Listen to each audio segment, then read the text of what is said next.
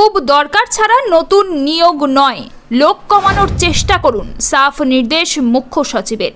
Police তথা স্বরাষ্ট্র দফতরের প্রস্তাব ছিল শিলিগুড়ি কমিশনারেটের 8টি থানা ও ট্রাফিক গার্ডের জন্য 436 জন সিভিক ভলেন্টিয়ার নিতে হবে। এজন্য বছরে খরচ হবে 5.02 কোটি টাকা। স্কুল শিক্ষা দফতরের প্রস্তাব ছিল 190টি শূন্যপদ পূরণ করতে হবে। বছরে 11.60 কোটি টাকা দরকার এই জন্য।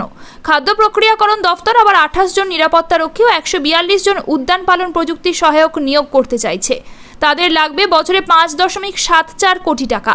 এরই সঙ্গে পূর্ত, শ্রম, স্বাস্থ্য, কৃষি দফতর নিয়োগের ব্যাপারে নিজের তালিকা পেশ করেছিল, কিন্তু মুখ্য সচিব এবং অর্থ সচিব স্পষ্টত জানিয়ে দিলেন অত লোক নেওয়া যাবে না। খুব যদি দরকার মনে হয় তাহলে অনুমোদিত শূন্যপদের বড়জোর 50% নিতে পারেন, যার অর্থ পরিষ্কার এমন নয় যে বর্তমান কর্মীদের ছাঁটাই করার কথা বলা হচ্ছে, কিন্তু রাজ্য সরকারি দফতরে যেসব শূন্যপদ তৈরি হচ্ছে তা ভরাট করার প্রস্তাব সোমবার বড় ধাক্কা খেল এবং পরিষ্কার হয়ে গেল নবান্ন এবার সরকারি কর্মচারীদের বহর কমাচ্ছে। প্রয়োজনের অতিরিক্ত যে পদ তৈরি হয়ে রয়েছে তার কাটছাঁটে হাত দিয়েছেন মুখ্যমন্ত্রী মমতা বন্দ্যোপাধ্যায়। এর কারণ একটাই, তা হলো রাজ্যের তীব্র অর্থ সংকট। সোমবার এই ব্যাপারে নবান্নে বৈঠক ডেকেছিলেন মুখ্য সচিব ভগবতী প্রসাদ গোপালিকা।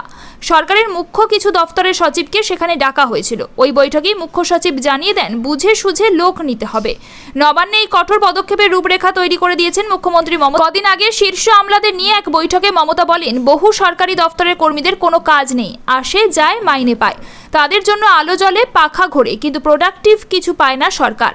বড় কথা হলো এইসব দফতরে কর্মীদের অনেকেই কখন আসেন কখন বেরিয়ে যান তারও হিসাব নেই, অর্থাৎ খামোখা টাকা বেরিয়ে যাচ্ছে। মুখ্যমন্ত্রীর মনোভাব বুঝে সোমবার বৈঠক ডেকেছিলেন গোপালিকা। এ ব্যাপারে একটা সরকারি কমিটি রয়েছে যার নাম state level committee on rationalisation and optimal utilisation of human resources.